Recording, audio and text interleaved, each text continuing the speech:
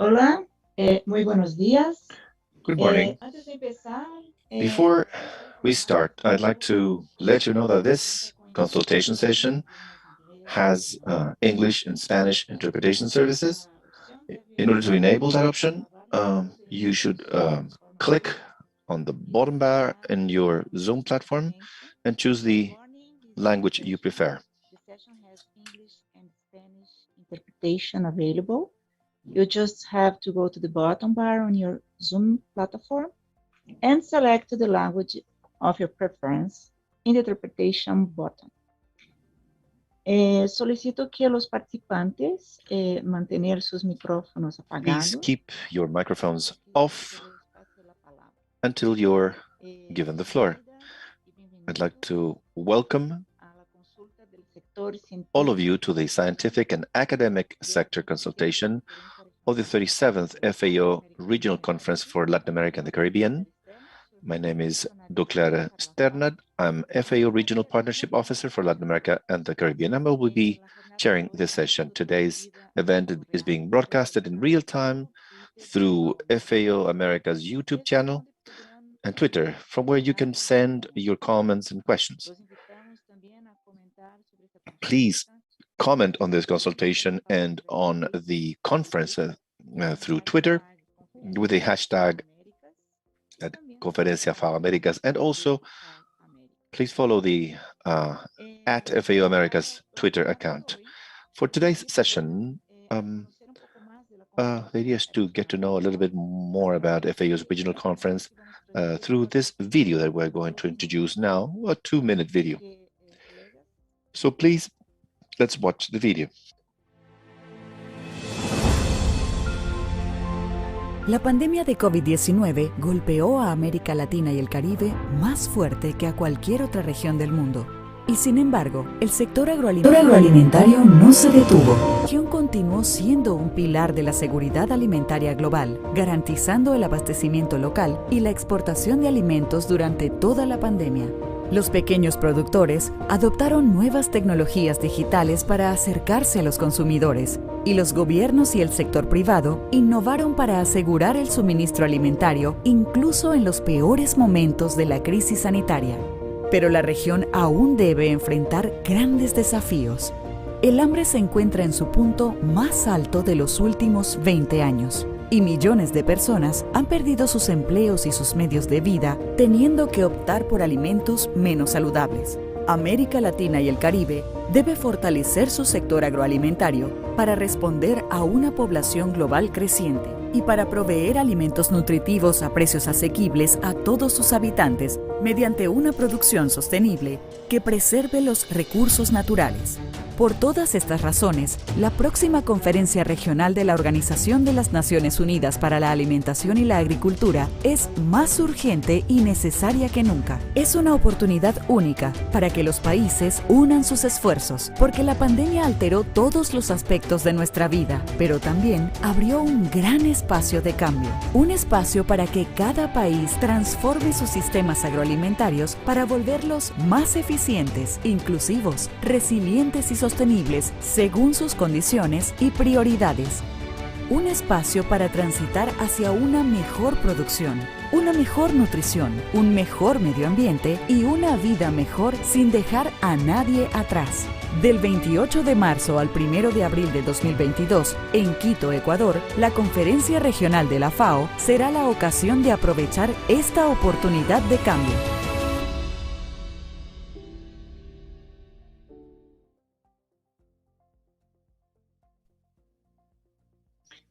Bueno, sí, estamos preparando, nos estamos preparando. Yes, we are getting ready for the regional FAO conference, and for that, FAO is conducting 3 consultation processes with non-government stakeholders. Today, we are going to discuss with you from the scientific and academic sectors.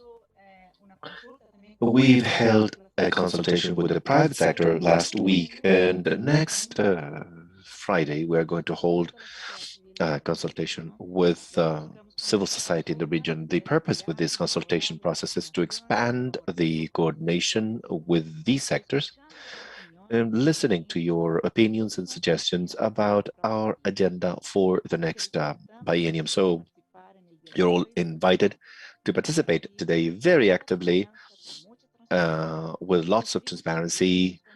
Please write down your comments and questions and suggestions in the YouTube chat or right here in the Zoom platform for the Q&A period. We're going to devote more than 1 hour to listen to you. So whoever wants can raise their hand and we are going to offer the floor.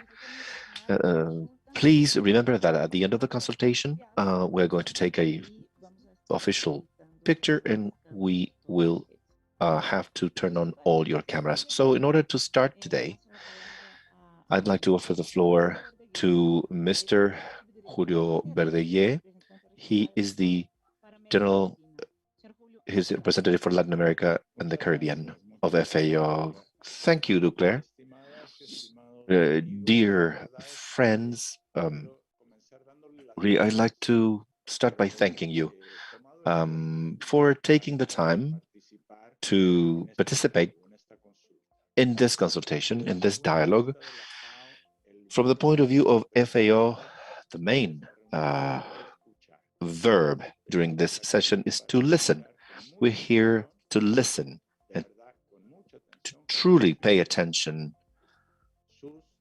to your statements, your suggestions, your recommendations, and also your criticism, if there's any. Please, we're really interested in enhancing the statements that will be presented during the regional conference in less than a month with the visions from the world of science, innovation, and academia. The region has suffered significantly with this pandemic. We're a little less than 9% of the population, but we have suffered more than 30% of the deaths due to COVID. In terms of food security, we've seen a brutal decrease. At the end of 2020, we ended up with 4 out of 10 individuals in this region in Latin America, 4 out of 10 on some level of food insecurity, 60 million people more compared to year 2019. It is a setback that we had never seen before, since records have been kept, since statistics have been kept regarding nutrition and food security. But it is not the only challenge we face. Jobs have been lost by the thousands, especially affecting women. In that case, the setback has been for over a decade in terms of their loss in the job market. We are also facing problems, long-standing problems that are not necessarily associated to COVID. Half of the rural population lives under the line of poverty. Half of the rural population in Latin America living below poverty. We have half of that population living in poverty and 1 out of 4 in extreme poverty conditions. Significant inequalities, as you may all know. We have huge challenges as well in terms of the environment and climate change. Our region is extremely rich in terms of biodiversity. However, we are losing biodiversity at an accelerated pace, and much of that has to do with the activity of the agri-food system. Climate change will hit us. It's hitting us very strongly, and we need to gain adaptation and resilience capacity as soon as possible. And at the same time, our region can contribute significantly to global food security. It seems a bit of a paradox having so many people in food insecurity conditions, but the truth is that the quantities of food we can produce in Latin America and the Caribbean support the lives of hundreds of millions of people in the region and beyond it. This is important. The region is the main net exporter of foodstuffs in the world, more than Europe, Australia, and the US. Net exporters. Exports minus imports. So without this region, the food security situation of the planet would be much worse. And just round the corner, in 10 more years, we will have to feed 10 billion people. How to do it without aggravating or worsening climatic, social, and economic problems that I've referred to. That's why FAO is emphasizing so much on the concept of agri-food systems transformation. In our new strategy or strategic framework for 2022-2031 that the member countries adopted last year, we say that we need to make progress towards more efficient, more inclusive, and more resilient and more sustainable agri-food systems with a view of achieving better production, better nutrition, a better environment, and better lives, not leaving anyone behind. None of this is possible without innovation, without science, without knowledge. Transformation entails innovation. Innovation needs to be supported by knowledge and by science, scientific knowledge, and also historical knowledge. We all know that. We don't need to discuss it, but the question we have is how do we introduce this, the fruits of science, innovation, and academic work, how to take that and put it, to make it part of the daily operation of the agri-food systems, and what type of innovation and what type of academic work do we need from now on in order to face these challenges and others. Truly, we are convinced that without you and without others, just like you,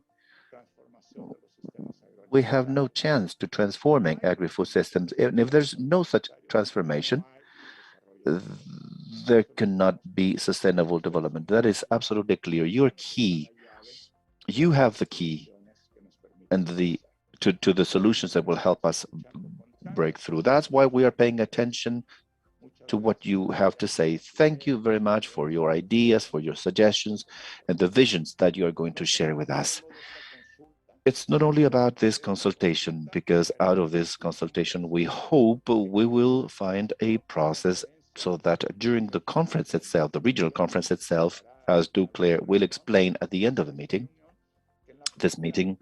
that during the FAO regional conference, there will be a representative delegation representing the world of academia and science, so that there is an official statement issued by this group. That official declaration becomes part of the official report from that FAO regional conference.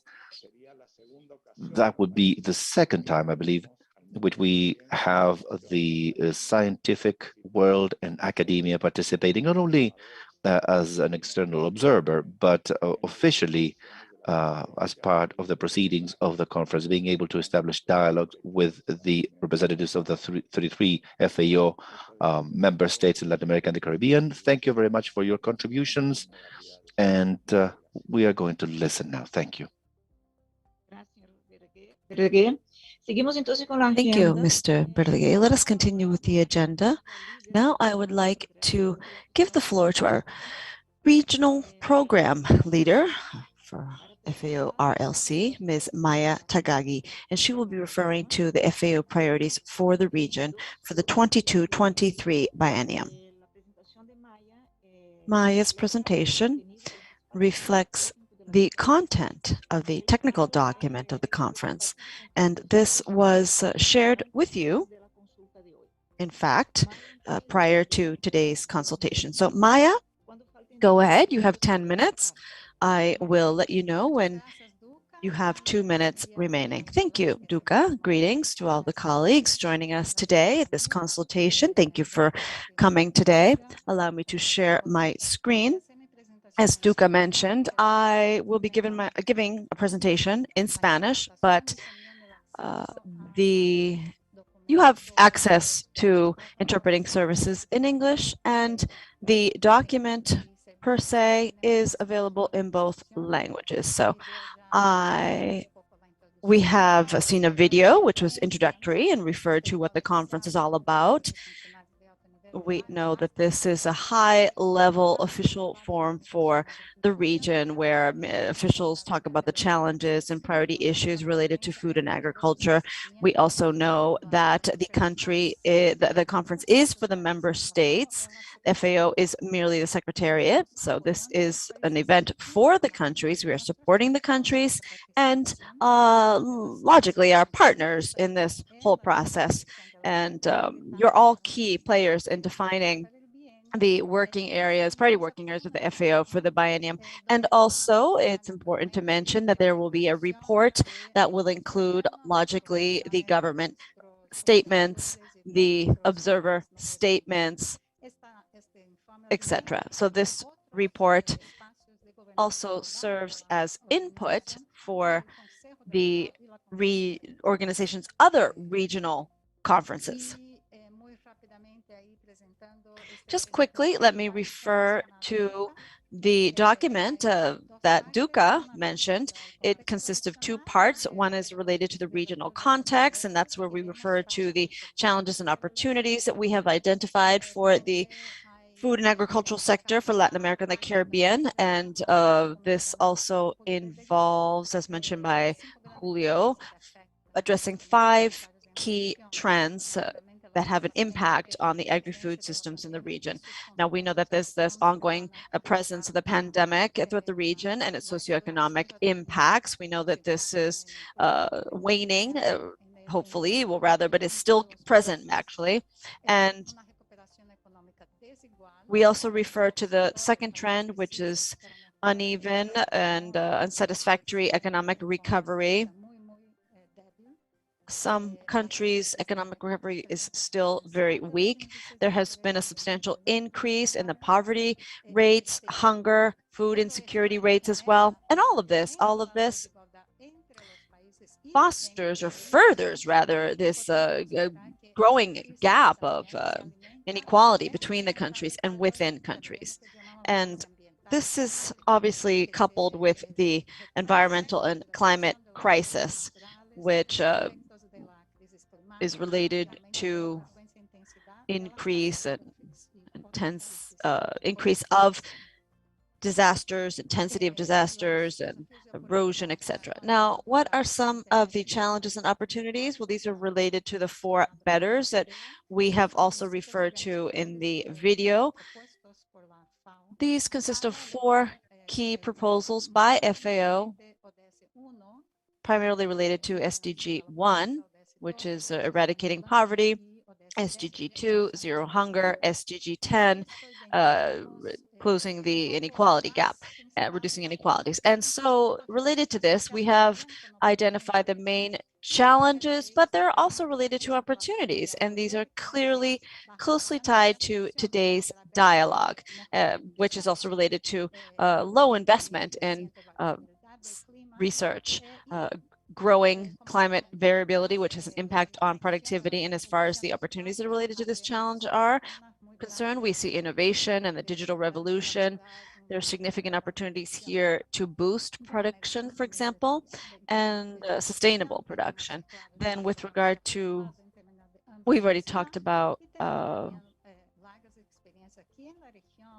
malnutrition, growing food insecurity, prevalence of overweight and obesity. And in the region, we have a longstanding tradition regarding policies and legislation aimed at boosting food security and fostering healthy diets. Now, in the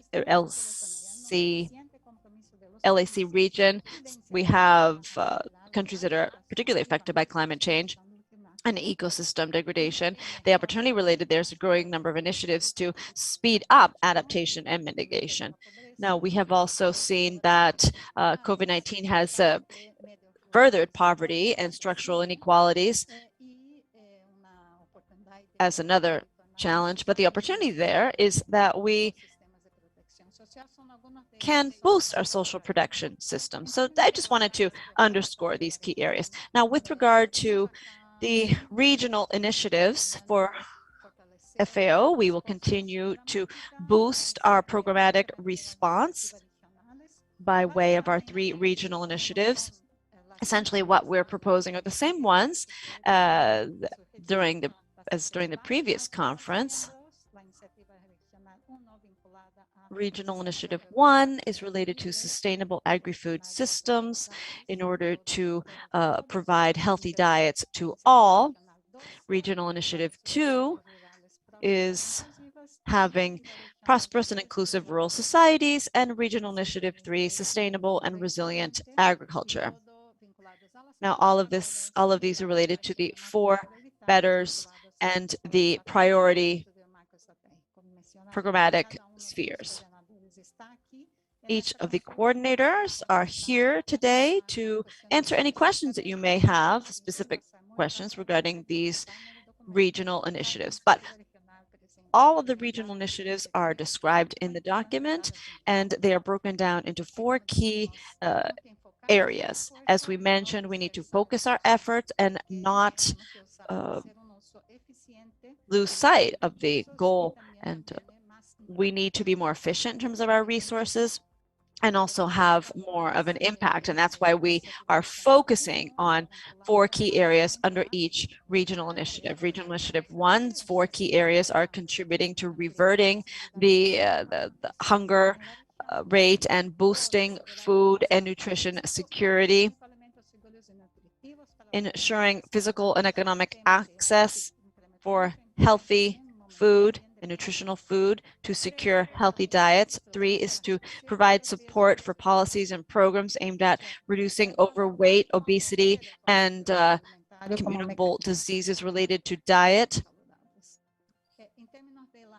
With regard to Regional Initiative 2, the 4 key areas are also related to the challenges and opportunities I mentioned earlier. For example, protecting rural livelihoods, boosting productivity, and expanding economic opportunities,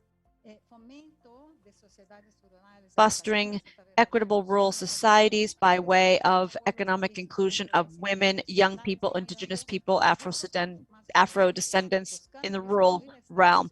Now, the idea here is to close the inequality gap, and clearly that's a challenge related to these groups. And also we are seeking to further empower them. And 4, to provide support for implementing the mano a mano or hand-to-hand initiative. Now, Regional Initiative 3 has 3 key areas of concentration and focus, which are building agro-food systems that are better adapted to climate change and that are more resilient. You have 2 minutes. Improving ecosystem services and biodiversity services for better production and reducing greenhouse gas emissions of the agri-food systems. Now, on the right, I didn't have time to mention this, but these are the key programmatic spheres that are related to the regional initiatives and how they're also related to the agri-food systems summits key areas.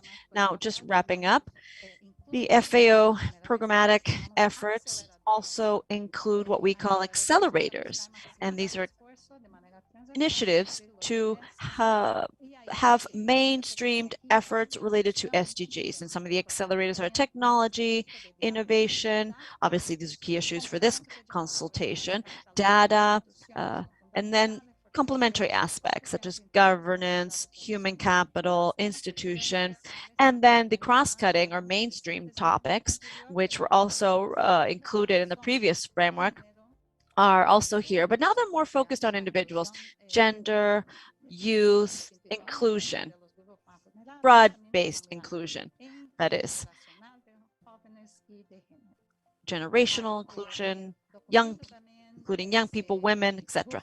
Now, the document also aims to provide a deeper approach, greater insight into the FAO corporate strategies and initiatives. And the region will clearly continue to benefit from these corporate initiatives and strategies, including the hand-to-hand or mano-mano initiative and global action for the green development of agricultural products and others. Now, in order to wrap up, allow me to refer to the revamped business model. This is also under the strategic framework, for example, deepening the programmatic approach by strengthening synergies among products and furthering sound ties with regard to public policy, investment, national priorities, and then having a common regional structure and progressing further with regard to implementing the PPMs within the framework of the UN reform and furthering capacity building among FAO personnel. So those are some of the key areas addressed under the document. Thank you, Duca. Thank you, colleagues. And I will continue to be here in the event you have any questions.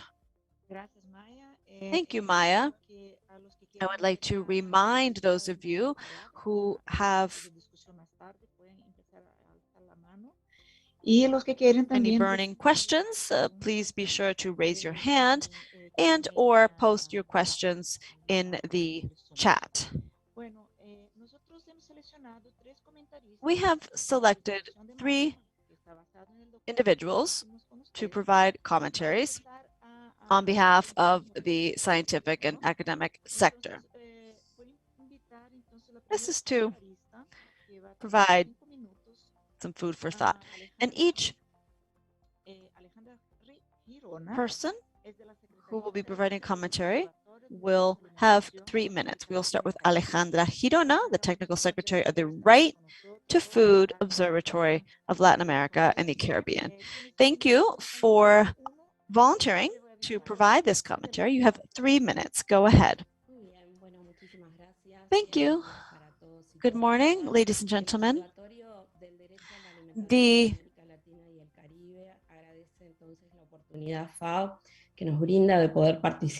Observatory for the Right to Food is very pleased to have this opportunity to be here.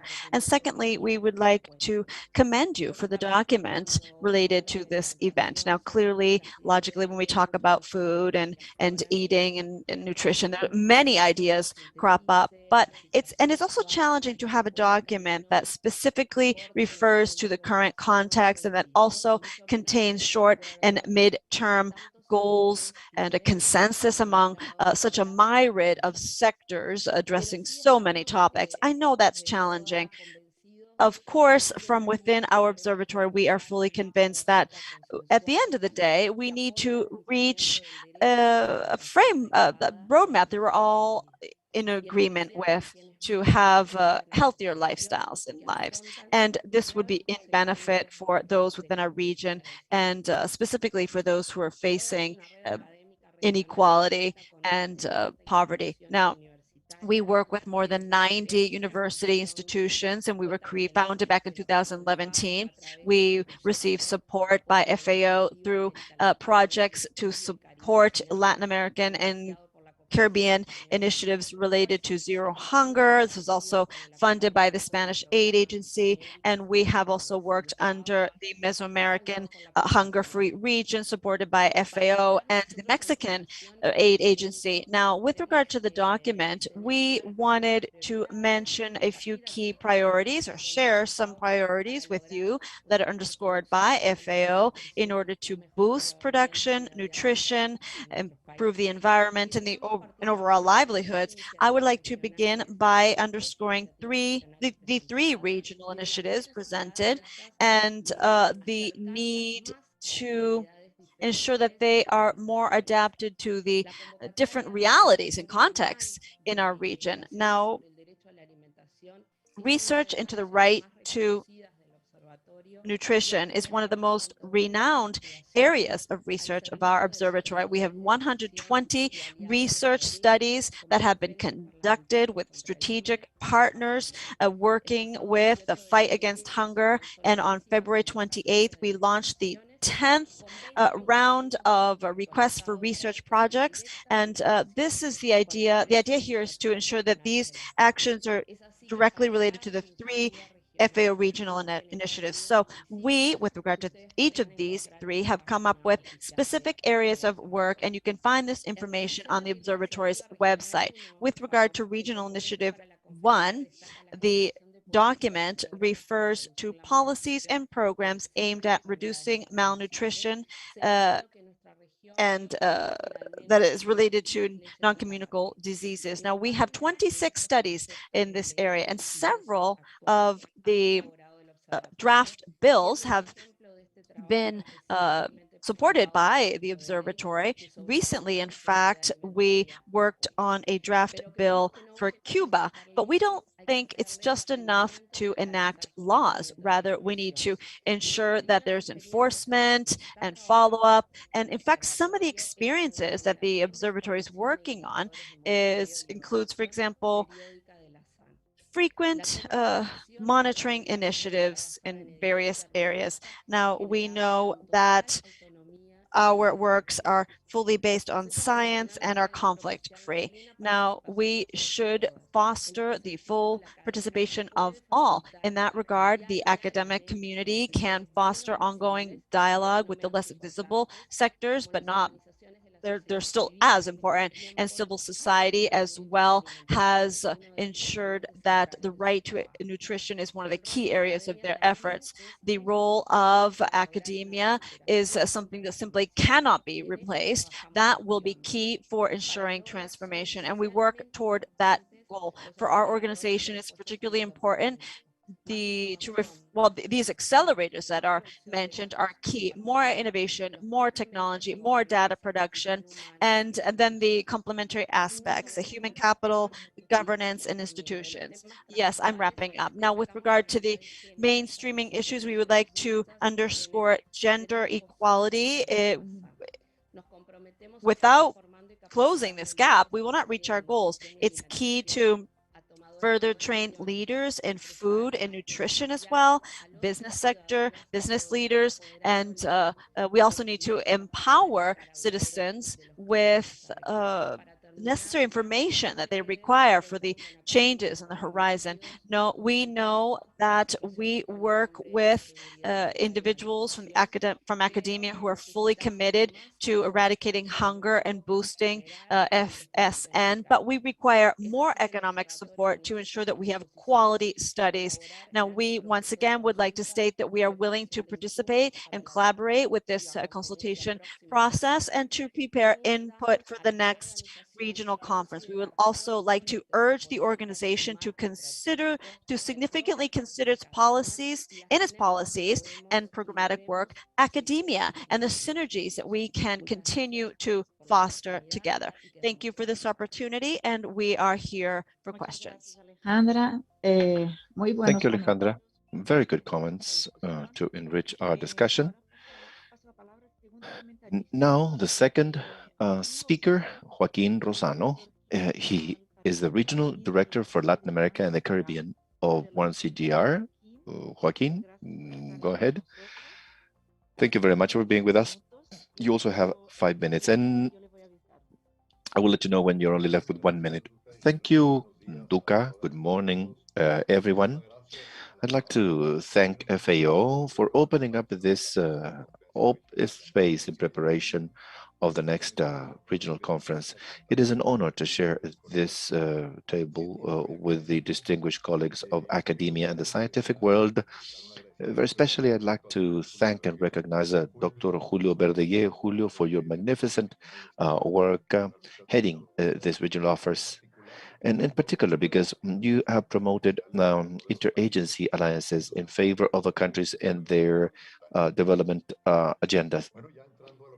Well, now as to what we were asked to discuss, as to the impressions we may have about the document that Maya has already presented on behalf of 1CGIR in Latin America and the Caribbean, and of its centers in the region, CIP, CIAT, and CIMIT, I will share the following comments that I hope are useful to you. We believe that the priorities established for the region are well aligned to the regional context as part of FAO work connected with the 2030 agenda and the SDGs, emphasizing on key topics such as hunger, poverty, food security, post-pandemic recovery, environmental challenges, and climate change challenges. Also covering topics of interest at the CGIR because it's emphasizing on supporting research and development as part of the strategy to increase productivity and to create opportunities and fostering digital farming, including innovation, technology, and data collection as key aspects. However, we believe it's important to underscore the importance of fostering technology and innovation and policy instruments that will contribute to some of the following challenges. First, to counter the loss of biodiversity faced by the region at a rate that is higher compared to any other region in the world, positioning the role of large carbon stocks represented by Mayan, Los Andes, and Amazonia, understanding the changes on diets and how this contributes to the double load or burden of malnutrition and the loss of biodiversity and climate change to leverage the demographic bonus in order to change behaviors and consumption habits, both collective and personal, fostering sustainable trade of these supra foods coming from the region and mainly in the Andean countries, and generating data and strengthening the statistics at the national level to facilitate trade in the region and outside the region. Also, the approach of FAO through its regional initiatives, the three ones that have been developed in the last few regional conferences, and considering that it is going to be a key opportunity to articulate with a new initiative under the same umbrella, so to speak. And in particular, we made some comments about the three ideas. In terms of IR1, we believe it's not specifically mentioning pesticides and their relationship with human health and the environment. Maybe I don't know how critical that topic is for the region or not. It also mentions biofortified crops specific. They are not mentioned as a possible strategy to reverse hunger or to have access to nutritious food. As to IR2, it would seem as if some more emphasis is needed in terms of the bond between rural livelihoods, access to land and resources with construction of peace, migration, and strengthening of rural populations. Also in IR2, mentioning emphasis on the Caribbean, there could be more emphasis on big data because data integration for better decision making can be very interesting for this subregion. As to IR3, as part of the actions to reduce emissions, considers a reduction of loss and waste of food. It would seem that we need to emphasize more on actions in order to treat waste such as biofertilizers, contributing to circular economy and reducing the dependence on agrochemicals and contamination. This regional initiative number 3 that I believe supplements our agri-LAC in the CGIR because we're also associate members of PLACA since its establishment by FAO and ICLAC, and we provide technical assistance to the different work groups. So across the board, we believe it is very important to note that although there's an emphasis on the role of research and development and information management, maybe we don't hear enough about knowledge transfer, which is key for innovation and knowledge to reach out to the poorest. Maybe we need to consider the support to agricultural research objectives. I'd like to, you have 1 minute left. Thank you.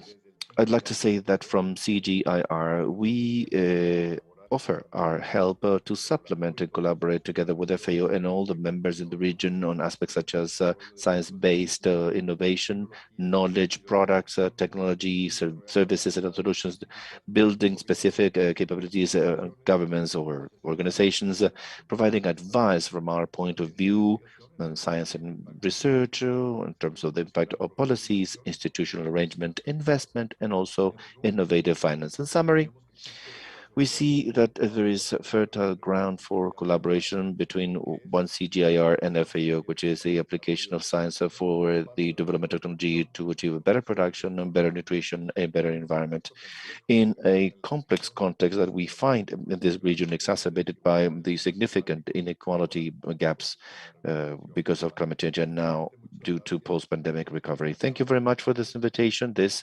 space to our sector, and we'll be following up. Thank you for your contribution. We're taking note of your comments, and please make your comments and post your questions in the chat. We're going to go now to the last speaker commenting on the document, Nicole Harari. She is a researcher of the World Overview of Conservation Approaches and Technologies, WOCAT. Nicole, you have the floor. Thank you very much for being with us. You have 5 minutes, and I'll let you know when you're only left with 1 minute. Thank you for the invitation. I will try to speak in Spanish. Thank you for giving us the space and the time to participate in this consultation as the World Overview of Conservation Approaches and Technologies, which CIAD and FAO and other centers are part of, and also here in University of Bern in our development center, an environmental center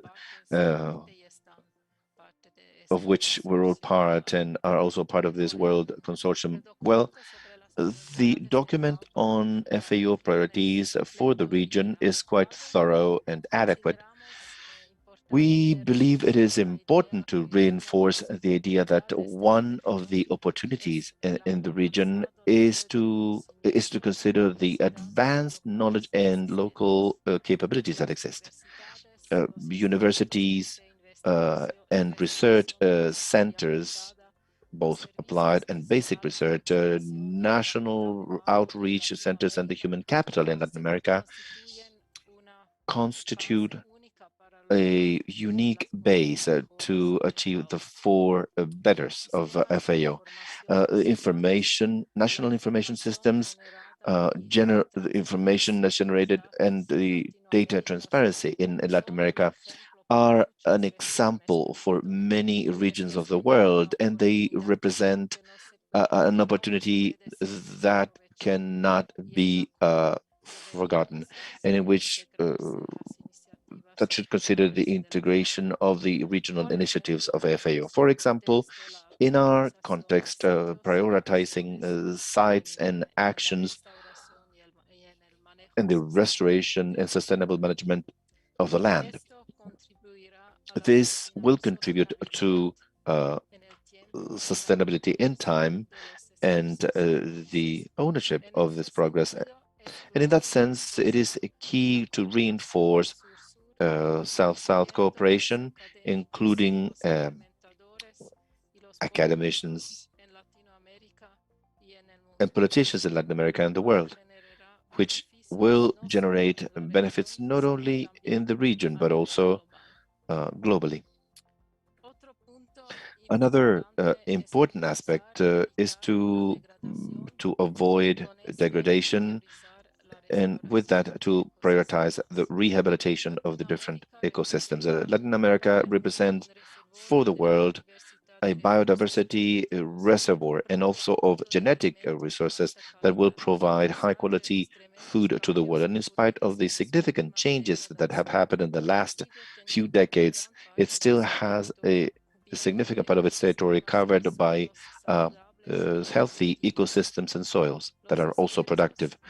The efforts and investments are those destined to avoiding and reducing degradation, more than to just reverse it. Many countries in the region have made progress in their monitoring systems and also in terms of its legal framework. We do believe that it's key to integrate these initiatives and to support these initiatives, prioritizing those efforts that are aimed at promoting rehabilitation and protection. In those cases in which resources are devoted to reverse degradation, site prioritization is key. For example, riparian vegetation represents a key ecosystem for connectivity of ecosystems and their biodiversity, the regulation of the hydrological cycle, the health of the inhabitants and production. Keeping the health of the land and of the water through holistic approaches and systemic approaches that are based on sustainable land management and water management are key to achieve the four betters. And in that sense, with the FAO projects and programs, they represent an opportunity not only to collaborate in specific cases with the academia, but also for the co-development of tools and methodologies and knowledge in the long term, involving also the youth and the students. Thank you very much. Thank you. Right on time. And so we'd like to thank the interventions by Alejandra, Joaquin, and Nicole. And from now on, we're going to open for questions and comments from all participants. With us today, we will have approximately 1 hour. And we have to close this hour space so you can comment our 3 leaders of the regional initiatives.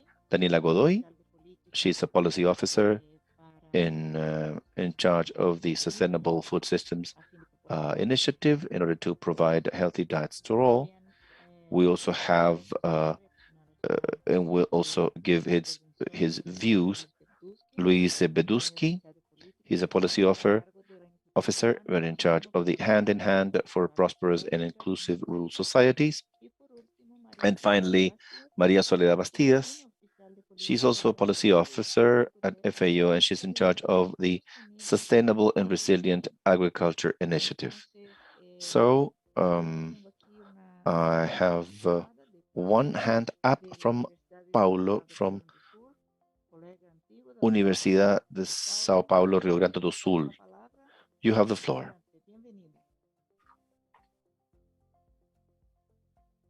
Aló. Hola, buenos días. Muchas gracias por la invitación. Mucho gusto. Thank you for inviting me to be here. It's a pleasure to see you all. This is a very interesting initiative. And kudos for the dialogue.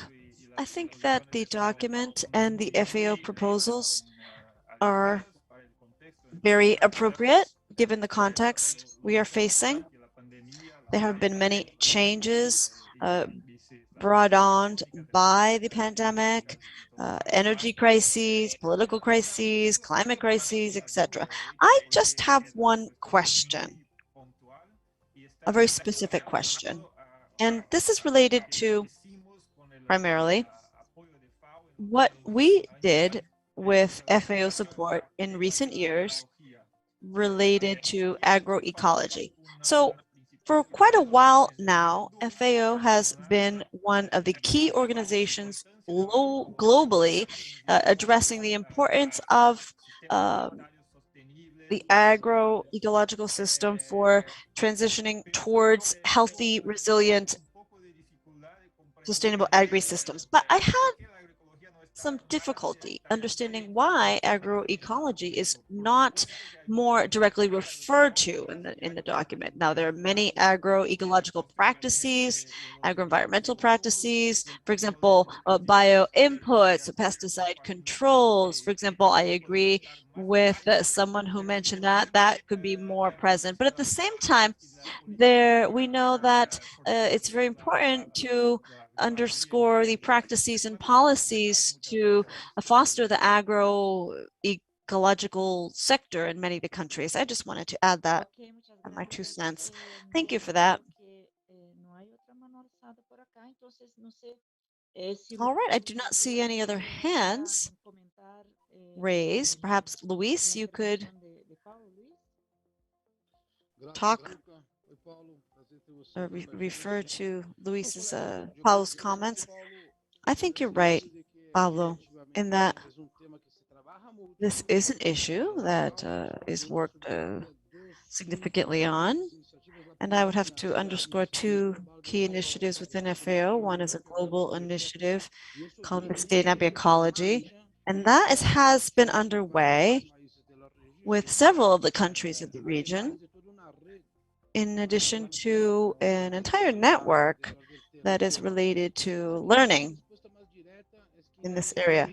Now, the document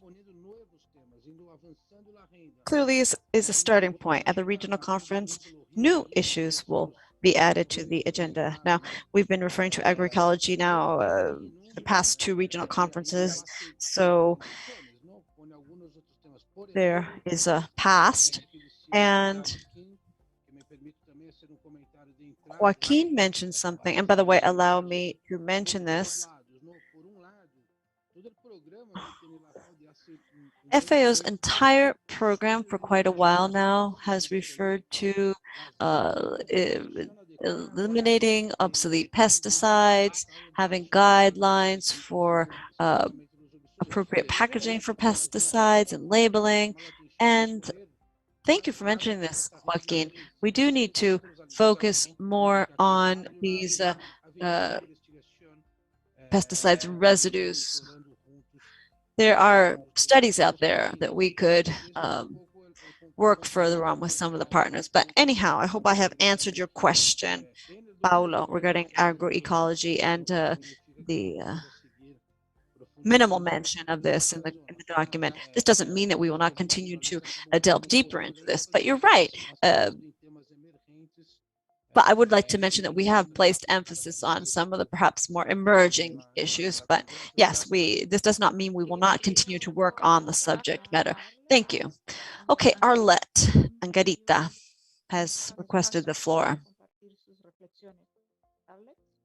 Arlette has some thoughts to share.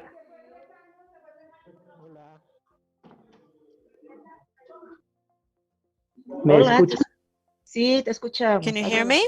Yes, and everyone else in the background, unfortunately. Thank you.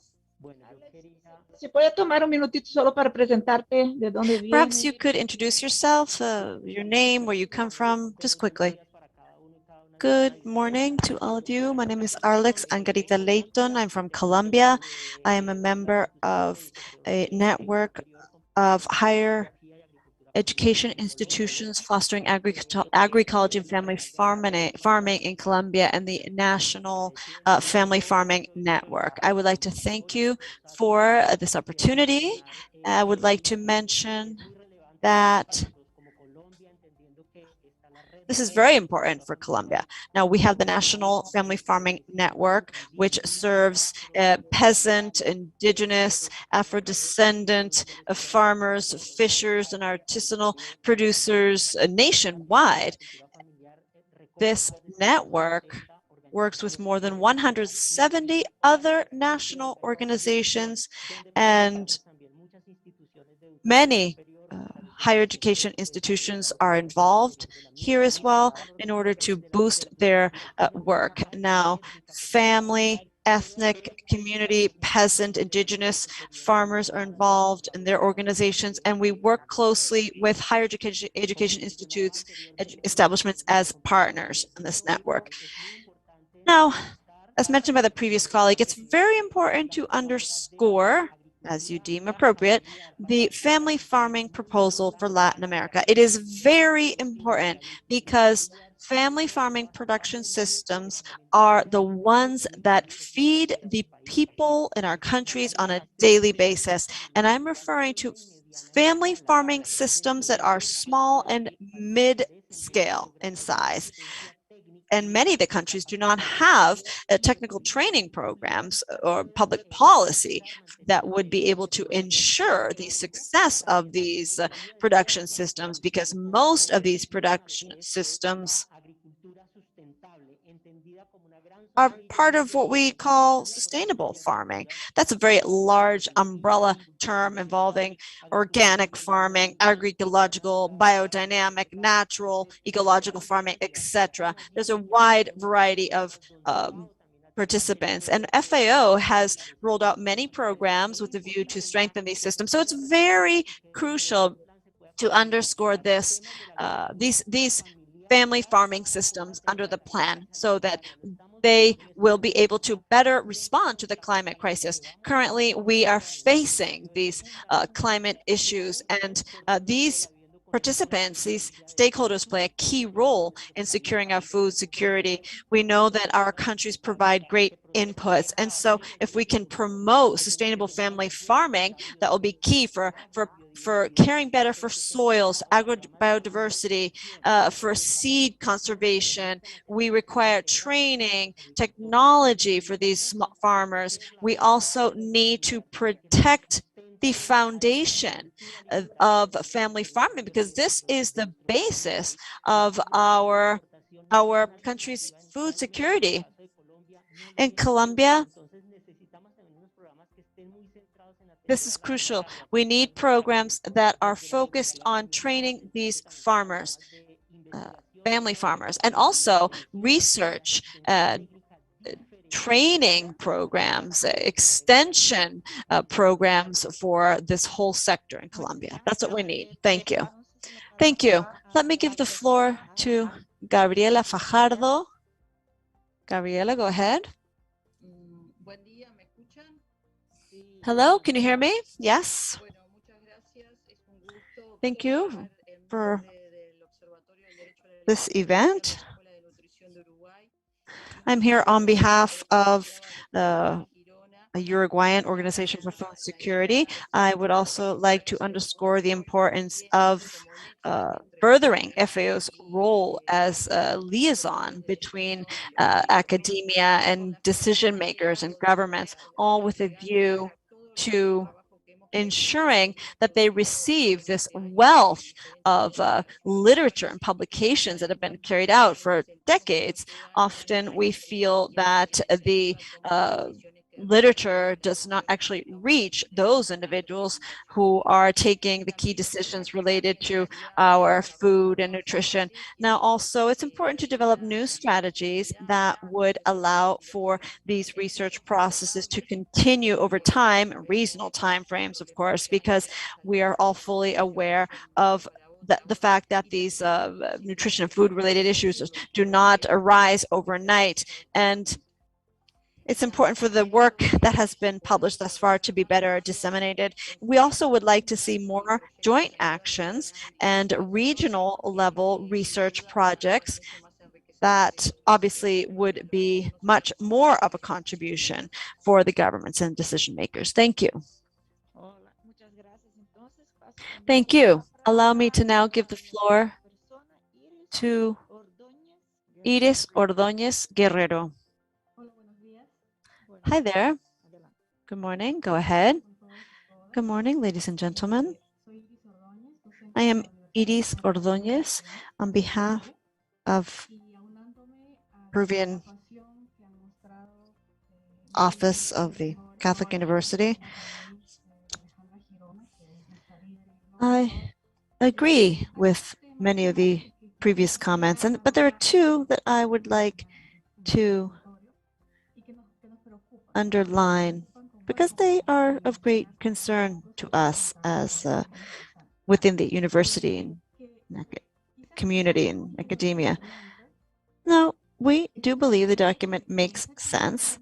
There are strategies that focus on the various dynamics that have been underway in our countries from a territorial perspective in terms of private investment in production. I'm referring to those companies from abroad and not necessarily from Latin America who are here to invest in sector, but who do not have well-established regulatory measures. There's no enforcement or oversight. And so all of these investments, most of these investments, are being earmarked for monocrop production. And this, on the one hand, results in a situation in which we are trying to foster efficient food systems, but at the same time, we allow these private investors to take up our fields, to monopolize these fields for their crops. So I think the debate is skipping over the repercussions of these private investment monocrops and the impact that these are having on our people. So that's my first concern. That is, let us consider different mechanisms, ethical, regulatory, what have you, to regulate the intervention of private investments in agricultural production systems. My next concern is that there are several initiatives underway that aim in the same direction as FAO's actions. For example, in Peru, there are a variety of different actions underway that converge and are aligned with a lot of FAO's activities. So I think it would be necessary for us to reinforce those linkages and partnerships with those institutions so that we can all head in the same direction. Those are my two main concerns. And as I repeat, we agree with the concerns expressed before us by the previous speakers. Thank you. We go to Eugenia. Maria Eugenia, go ahead. Yes, good morning. Can you hear me? Okay, well, I'd like to thank you all for organizing this very important meeting.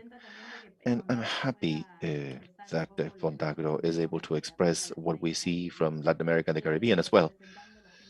Representing 15 countries, having a scope of more than 33 or 34 countries, and many organizations, having a very broad regional project pipeline, we identify three things that are key. On the one hand, that we need to close the productivity gap. And that is a debt that we have had for decades, since the 80s and 90s. We have made progress, but in reality, productivity gaps are still there. And we need to work on genetics. We need to work on water and nutrition. So really, I think we have to keep investing on research and development to help the rural population so that they can improve their productivity and efficiency levels. The second item that our colleagues mentioned has to do with outreach. We need to think that outreach services must be shared between academia, public sector, private sector. It needs to be a set of stakeholders in the territories that can work in collaboration with participation to precisely be able to give producers, farmers, especially small farmers, that information or the training that is needed, and training not only for farmers or producers, but also to technicians and many other agents in the territories. The people who are part of those territories are not necessarily the representative of research institutions or researchers. There are many representatives of NGOs and many other entities that are intervening, and I think there should be some kind of a mechanism to meet and work together, therefore achieving greater impact. And a third item that I believe it is the challenge for all those of us who are working at a regional and international level is to attract the multilateral investment agencies, because everything we have to do needs to be done with funding. And that funding needs to have a special model and design focused on those small producers that truly do not have a credit profile such as a larger producer, but we need to find, to socialize and to recognize the importance to all investment agencies, private banks and public banking about the importance of in our countries to be able to offer these small producers a different funding alternatives so that they can implement this type of knowledge, new technologies, irrigation equipment, seeds, and all those things that we know are needed. So without further, I'd like to thank you again from Fontagro, the possibility of being part of this, and I'm open to any further exchange that arises from this. Thank you very much. Thank you, Eugenia. Let's go to another continent. We have a university that is quite close, UPM, Universidad Politecnica de Madrid. Carlos Hernandez. Carlos?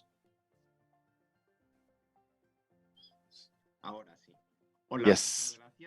Good morning. Thank you. My name is Carlos Hernandez from Universidad Politecnica de Madrid in Spain, Ingeniería. And we have been working in the region hand in hand with FAO and some other institutions in Brazil, Colombia, in many of Latin American countries. And I wanted to emphasize really on some of the things that are absolutely evident. And I would like to focus on two that Alex and Eugenia have just mentioned, which is the work regarding agricultural outreach, especially because of the significant work that FAO is conducting, at least to what I know, in Central America, in Mesoamerica, which is quite relevant. And it's quite relevant in view of the improvement of agri-food systems associated to the small and medium-sized family farmers. I believe that is important, and this is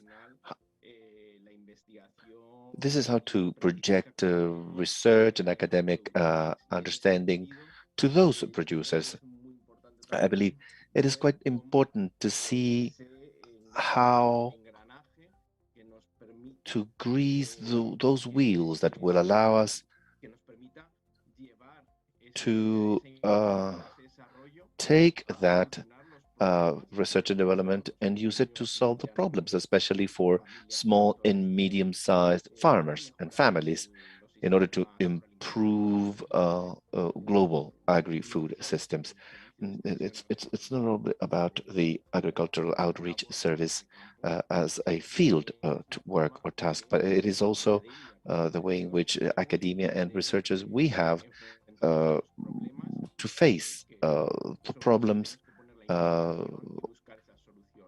and find the solutions. I believe those two tasks, the outreach work and also how the different organizations through alliances and implemented, but we need to grease those wheels that will allow us to obtain the knowledge. And in that sense, I want to remind everyone that in Latin America is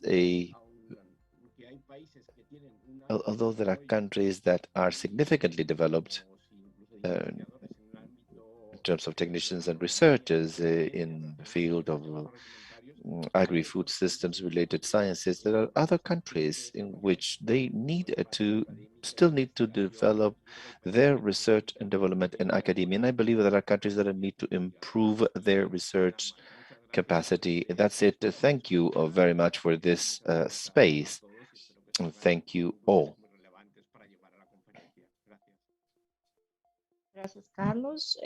Thank you, Carlos. Let's go to the next participant, Ingrid. Ingrid, go ahead.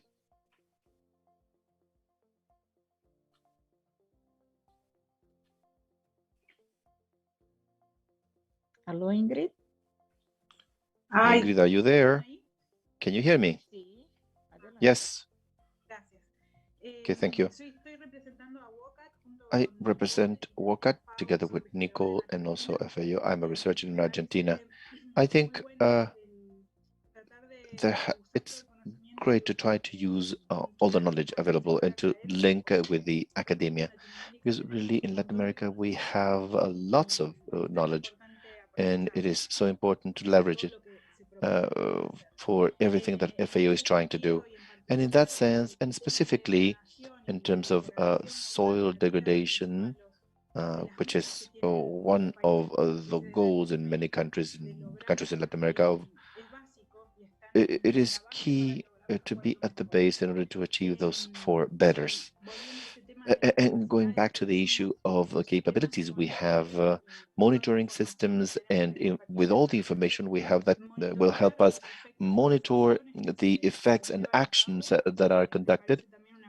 I believe it is also absolutely important to remember in terms of land, sustainable land management on different scales, from the field, local level, and even to the national level. Same thing for all the actions that are conducted in terms of rehabilitation, that we can use systems, information, and capabilities to be able to establish the effect of investments and what's done, and to change the path if need be. Well, that is one of the things that I thought was important to highlight. And as to improving production or productivity, which is one of the priorities, there's one about improving the productivity of agri-food systems. And that are part of the document that was shared related to the SDGs of the 2030 agenda. I think it is important to highlight that it would be also important to include the SDG 15.3, which is the land degradation. There's 15.2 as well, but really it is directly related to neutrality in land degradation. Ways of producing the most sustainable and more efficient. It is at the heart of that is my contribution, and thank you very much. Thank you, Ingrid, for supplemented what Nicole presented.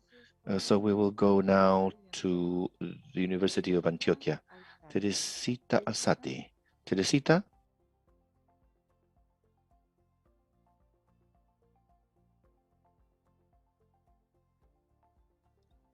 Hello? Hello. Ahora sí. Buenos días. Yes, now, good morning. Yes, I couldn't find the microphone button.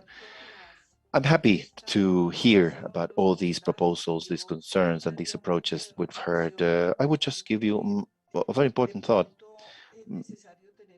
We should consider something that we should consider. A decade ago, FAO worked for Latin America and the Caribbean on some research, very broad research effort about nutrition programs and the quality of such nutritional education from all points of view, addressing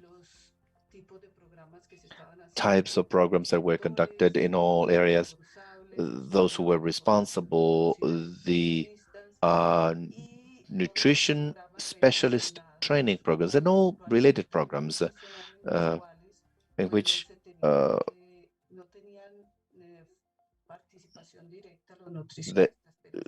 nutrition specialists had not direct participation, but what training they could get to achieve something very important, which is, I believe, it is considered pedagogy for self-care, pedagogy for health care. Because I believe many of the problems we find, especially in those best practices and in terms of nutritional and diet education and training, had to do with the approaches, with the understanding that 40% in most of the countries it was found that best practices were being applied. What does that mean? It means that whereas the capabilities of the people, the professionals that can responsible not only for generating knowledge, but also the social ownership of such knowledge. If we are not trained in those capabilities to generate empowerment, discussion, and selection and what's appropriate for the dialogue that is needed, I believe it would be very difficult to transcend what was identified years ago that probably may still exist. I think the educational component in terms of the mediators would allow us to change those expectations or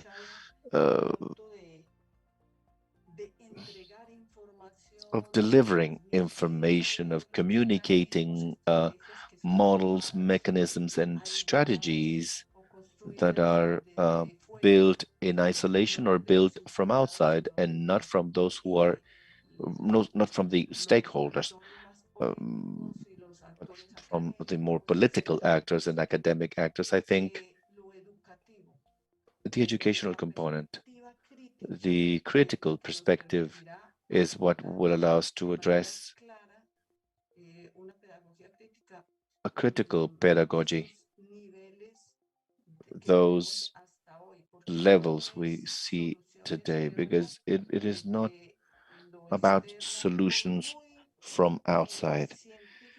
No matter how scientifically valid these initiatives are, even considering agroecology, loss and waste will not change if we do not have social benchmarks in terms of what's happening, what are the concepts behind it. So there are so many aspects that are worth discussing and collecting and modeling the way in which we as stakeholders must transform them and be trained to be able to train and to be empowered to be able to empower. I think that there are benchmarks, there are references, and there are ways of collecting the value of that research and to include them in these types of initiatives that I believe are fundamental. And these were investments in those research efforts. So I think it is absolutely fundamental because we can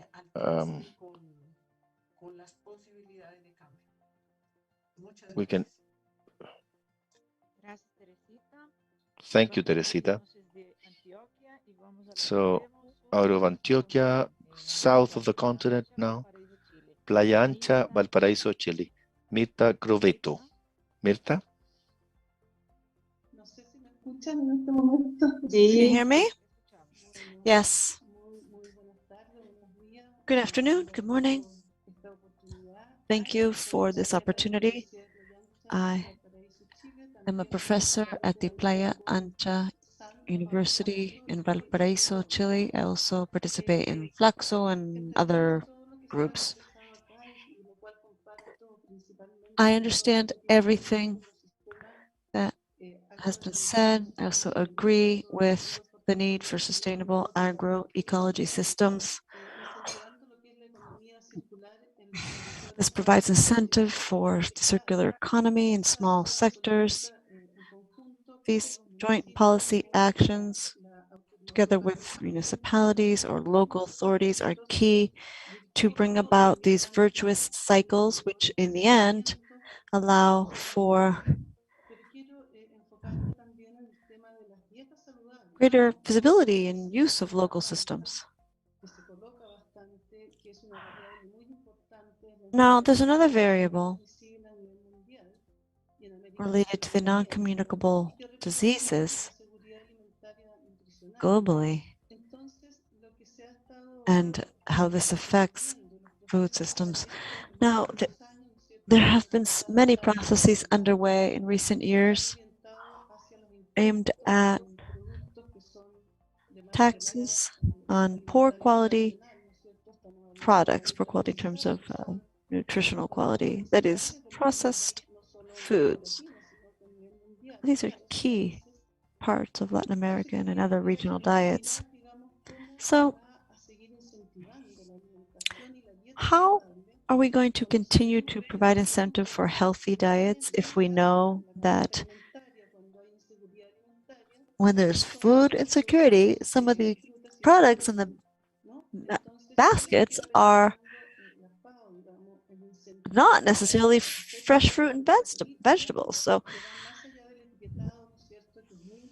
we need policy proposals that go beyond labeling. Of course, that's important, but we need to foster the consumption of legumes and vegetable proteins and the consumption of fresh fruit and produce, which unfortunately is things we're unable to achieve in the lower income sectors. We also know that there are critical, important nutrients in these foods that protect us against cardiovascular and other diseases.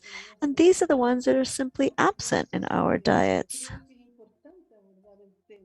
I think it's important to address the issue so that we can provide incentive for policies that will aim to either subsidize by way of prices, I don't really know, and that's a challenging issue, so that we can foster greater consumption of fruit and produce. That's on the one hand. And on the other hand, I wanted to refer to the previous colleagues' comments in that it's important to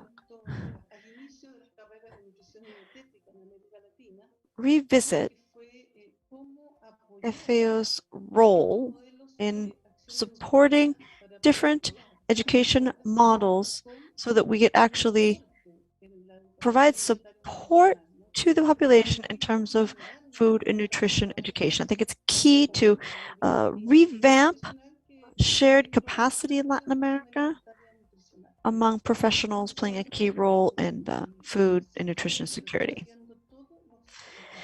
Now, we have recognized all the various efforts underway with regard to food sovereignty, food security.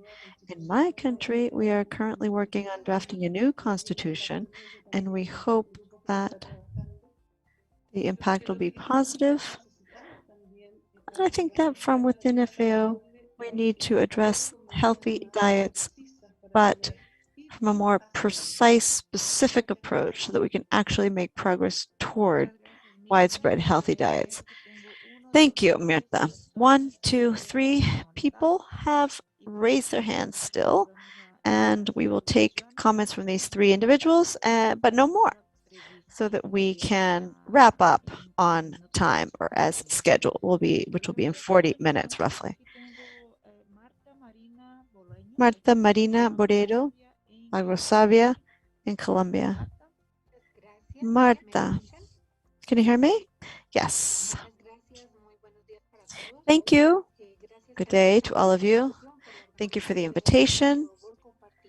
Thank you for sharing the documents as well, for the preparatory documents for the FAO Regional Conference. I just wanted to underline the emphasis that we are all attributing to the importance of science and innovation within FAO's processes. It's key for these to stand out regionally. I would also like to point out that some of the issues mentioned here by previous speakers have actually become policies in Colombia. For example, green growth, or the national strategy, national circular economy strategy, bioeconomy. For example, many of these issues are now policies, and some of them are part of strategic lines of action globally and nationally. As I mentioned in Colombia, climate smart agriculture and farming, for example, and these are all aimed at securing more sustainable environmentally friendly systems.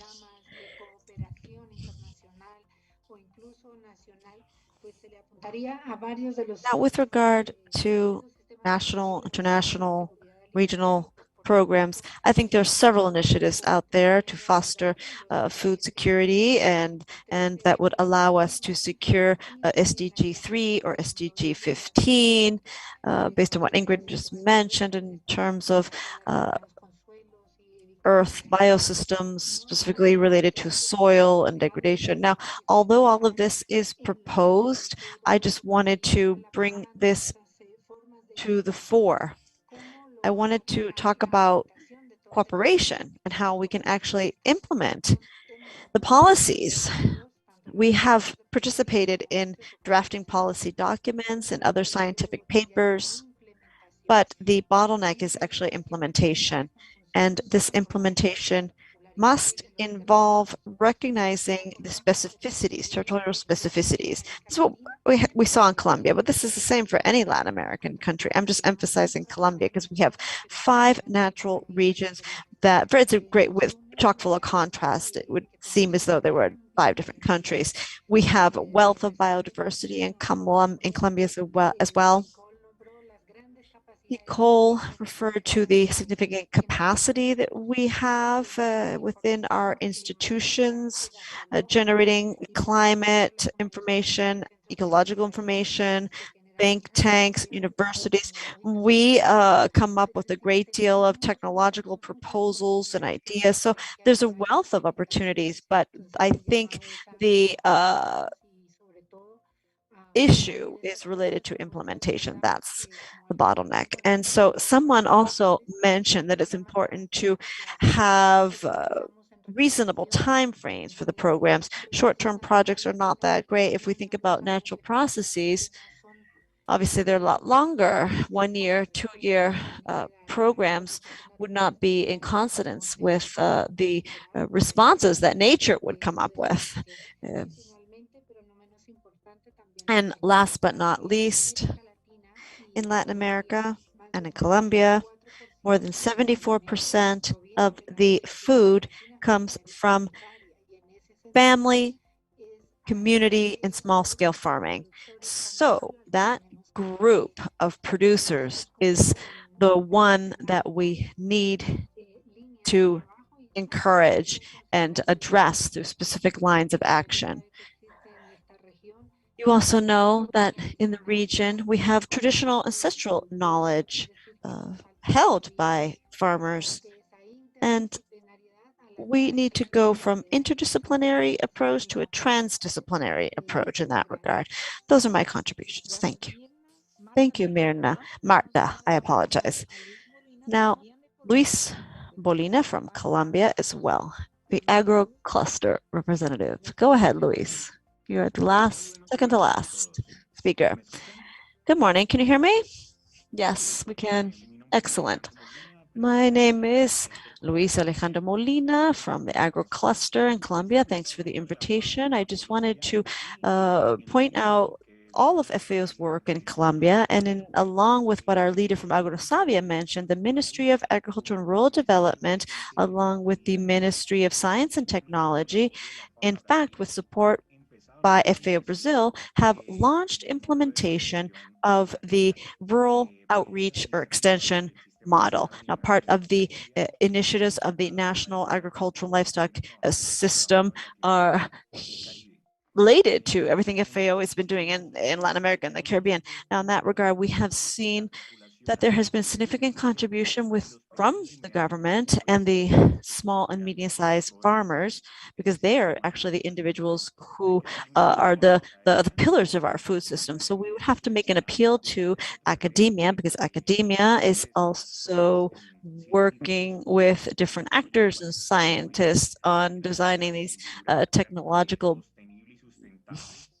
instruments for sustainable, clean, organic farming. So we have natural wealth, and we need to foster the participation of the Positive Biocarbon Project and the alliance with the Partnership with Biodiversity. That's where we have great wealth, environmental and productive wealth. We really need to focus on that. And each of the key pillars of the SDGs involve quality education. Therefore, from within the agro cluster in Colombia, and as in my role for extension officers, we were able to train more than 2,400 officers, farmers, for the 42 departments. There's something else very important worth mentioning. Given the diversity in Colombia, SDG 15 regarding land ecosystems and protecting them is key. We are environmentally responsible and related to tourism and agriculture in our cluster. So we have had working groups to bring about the necessary linkages to boost soil productivity and yield.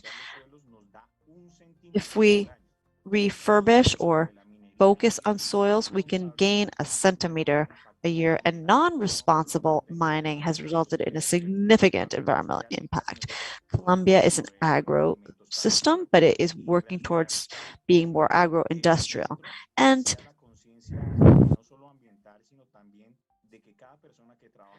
each individual working in the agricultural sector are actually field researchers. That's our experience because we have seen this, and that's what we need to continue focusing on. Thank you. Thank you, Luis. Next speaker, final and speaker for today.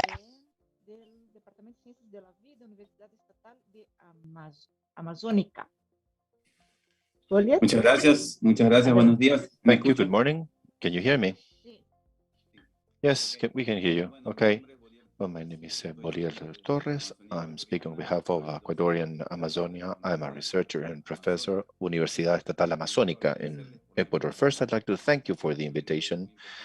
I think it's a very important and relevant event. I've read FAO's priorities for the region, and I believe they're quite relevant as well. For now, I'd like to focus a bit more on Ecuadorian Amazonia. I've seen something important, which is increasing productivity and to expand economic rural opportunities. And we can realize that throughout Latin America, we have very heterogeneous rural livelihoods. In Ecuador, it is extremely heterogeneous with significant cultural diversity we have here. And that makes it important that we have to look at it from an extended point of view, if you wish. So I believe rural employment is important, which is absolutely necessary. And here I wanted to tell you something about generating replacement for those who are working in rural areas. As Amazonia universities, we see in the last 20 years, we've seen the engineering programs in different areas, and what we see is that since there's no rural employment, our professionals leave, so there's no new generation to replace. There were no professionals to work in those areas in Ecuadorian Amazonia, and they don't have jobs to aspire to. At FAO, probably you can foster programs that can support SMEs, micro and small and medium-sized businesses that are connected with bioeconomy.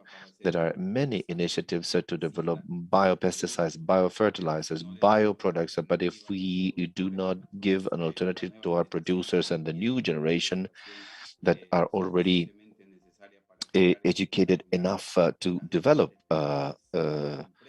these micro and small, medium businesses, we will not be able to achieve the goals that we need. We need to achieve the SDGs, and there we have a large number of people who are already trained.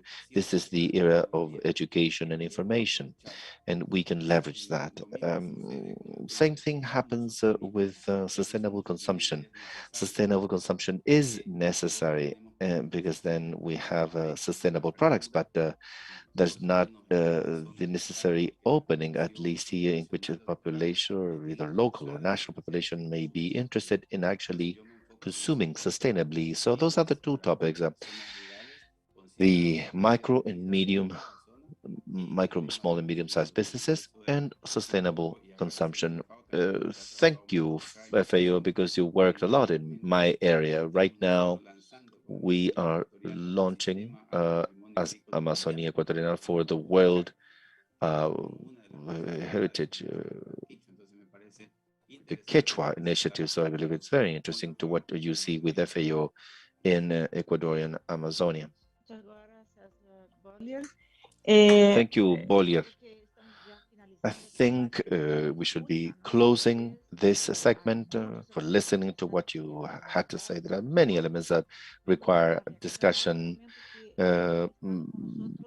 We've had not only in Zoom, but through other media, YouTube and FAO's website, 385 people have attended this session today. And in our agenda, we had scheduled Mr. Jorge Mesa, but Julio asked for the floor for a minute. Julio, you're still there. After Jorge, if you want. So Jorge is one of our colleagues at FAO, and he is with us during this session as secretary of the regional conferences. And Jorge will comment a little bit about the next steps to facilitate your participation in FAO's conferences. Jorge, thank you for being with us.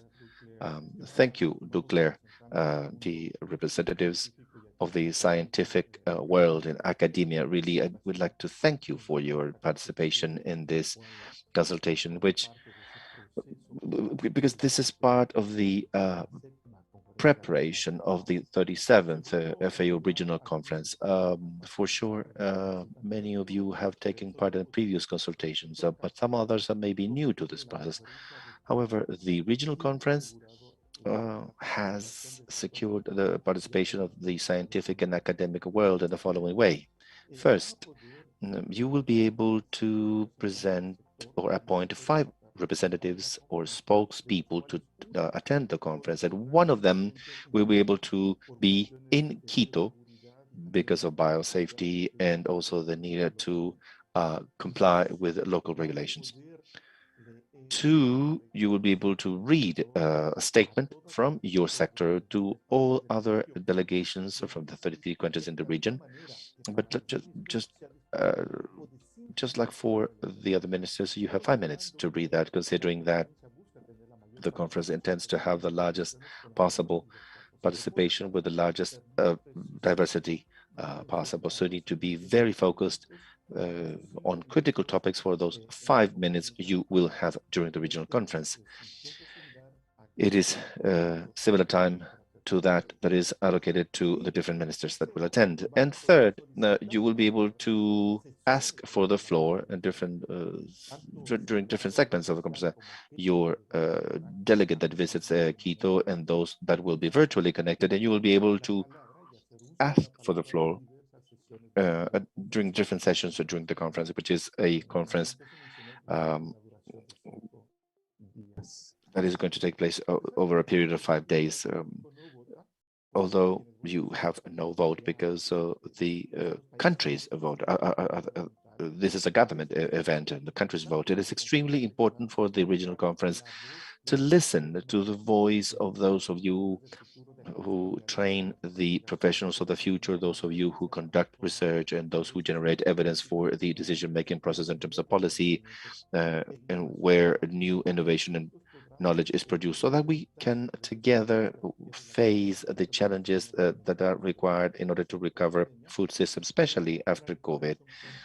But a recovery with transformation, transformative recovery towards a more sustainable, resilient, and inclusive systems without leaving anyone behind. After my remarks, Mr. Julio Verdaguer will talk to you, and then there will be some 30 minutes to coordinate the aspects of the participation.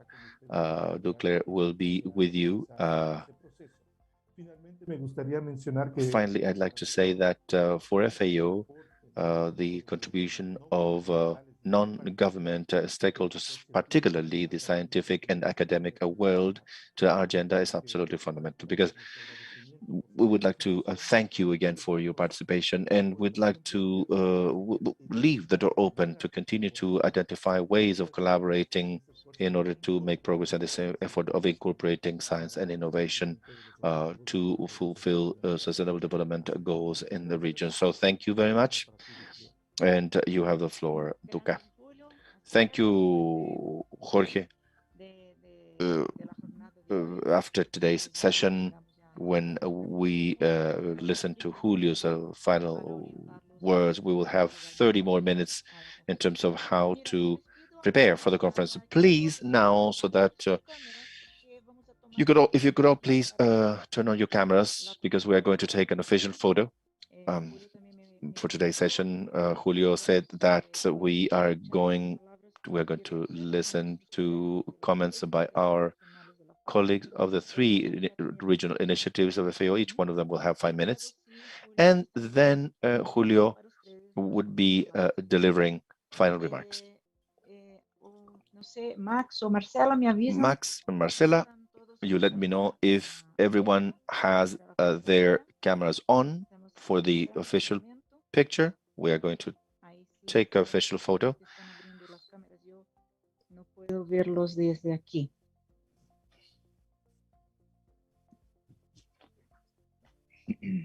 Me avisan Marcela or Max. Please let me know, Marcela or Max, whenever that is done.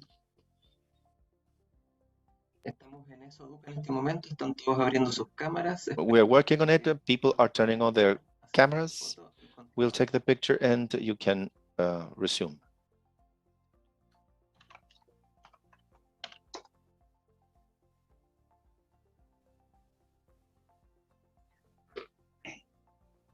Ahí parece que va.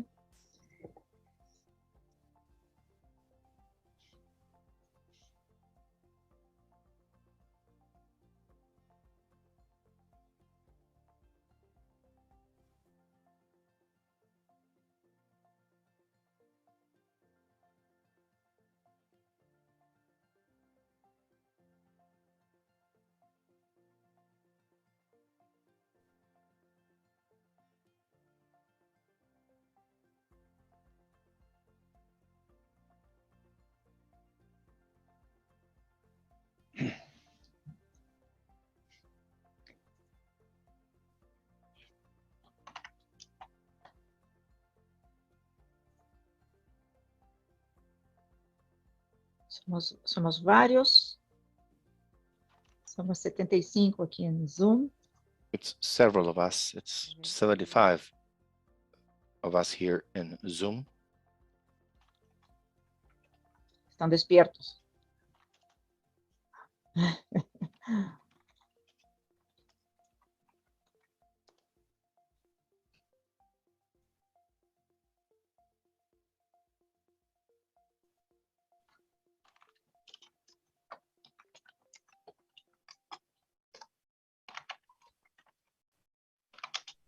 Bueno, tal vez podamos en paralelo escuchar las reacciones de nuestros. While we do this, we can listen to our colleagues and their reactions to everything you have commented on today. So I'd like to offer the floor to Daniela Godoy. She is a policy officer on food security and nutrition. Daniela, you have 5 minutes.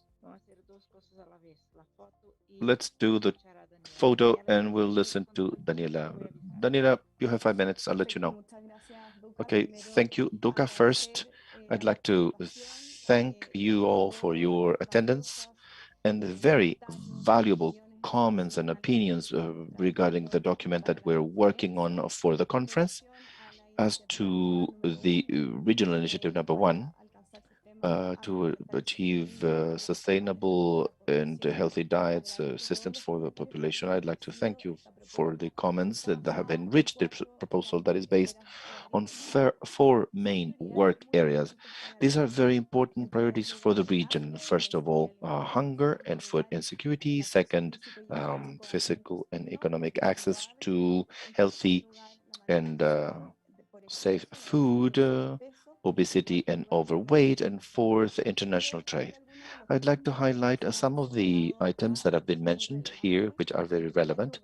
First of all, I'd like to recognize the importance for our regional initiative, the ODA, Observatorio de Derecho a la Alimentación. All the research conducted, all the research and all the work that has been conducted has been key to be able to drive important policymaking, legislation, and also actions in the region that have contributed to improving and achieving the right to adequate nutrition. It is very important that we continue to foster this alliance, so that we continue to work together, so that we can keep fostering public policy in these four priority areas that I've mentioned already. And I'd like to highlight that there what Gabriela and Alejandra mentioned. So thank you very much for the work you're conducting. So we will continue to foster these alliances that are so relevant. Second, I'd like to refer to what Teresita and Karina have mentioned through the chat and because of their questions regarding nutritional education.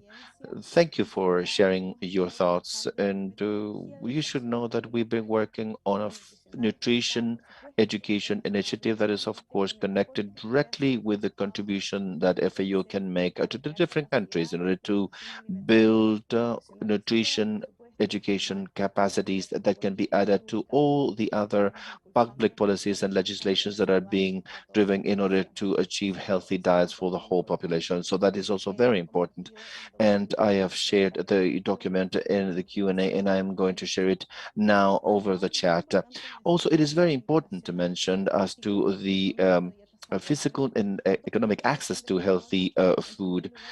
Two aspects. It is very important to also ensure that that food are safe.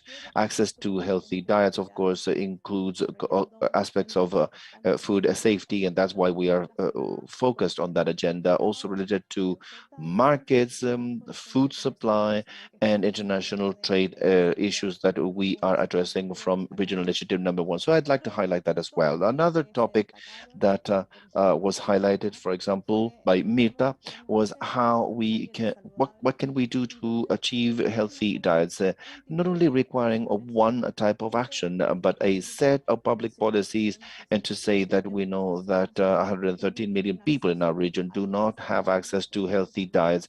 Therefore, there's a whole agenda that we're developing related to the cost of healthy diets and how we can contribute to creating evidence about what are the public policies and also the best practices that we can drive in order to ensure better nutrition in vulnerable populations, and also provide access to healthy diets that are part of the programmatic scope of our strategic framework in the area of better nutrition. I would also like to mention that the role of academia is key. That's a very relevant part of a very relevant portion of Regional Initiative 1. Actions are related to creating evidence to provide support for the countries and fostering policies and legislation. So there are several partnerships out there that we can build together, and these are key. Thank you so much for your contribution. We have taken due note of all of your remarks so that we can reinforce the work lying ahead over the next 2 years. Thank you, Daniela. Luis Betuski will take the floor now. He is in charge of territorial development. He's a policy officer at ECLAC, and you have just five minutes, okay, to make your final remarks. Thank you, Duca. I will be very brief. First of all, I would like to thank all of you for your remarks, all of you who have participated. Thank you for taking the time to read the document and to share your perspectives with us. We have taken due note of all of these. I think there's a key message here that we've heard from you, and that is that we're headed in the right direction. Of course, there are some areas that we could further, but I have not heard any major criticisms, that is, and that's fabulous. I have 6 topics that I would like to share with you over the next 4 minutes. First of all, focusing on the subject is key. Alex, Marta, and others referred to the need to promote and reinforce our rural family farming sector. There are a wealth of instruments and policies. Some have been posted in the link. These are related to family farming. We have other initiatives, for example, platforms for reinforcing family farming, etc. Now, perhaps thinking along the lines of what you have all mentioned here today, it would seem as though there still is a void that the scientific community and academia would like to fill, or feels it is necessary to fill with FAO support. So what new instruments for family farming can we think of? Now, I agree that it's key to continue to working on this, and there are several institutions out there, but maybe we need to consider something more novel, particularly regarding environmental issues, bioeconomy, biofertilizers. So this is essentially an appeal to the scientific community and academia and those institutions to delve deeper into these areas. And 2, this is related to Iris's comments, it's also important to delve deeper into the interpretations of the contemporary world and the duality between the industrial agri-food system and the family farming system. And we need to bring this to the discussion table and figure out how to overcome these contradictions.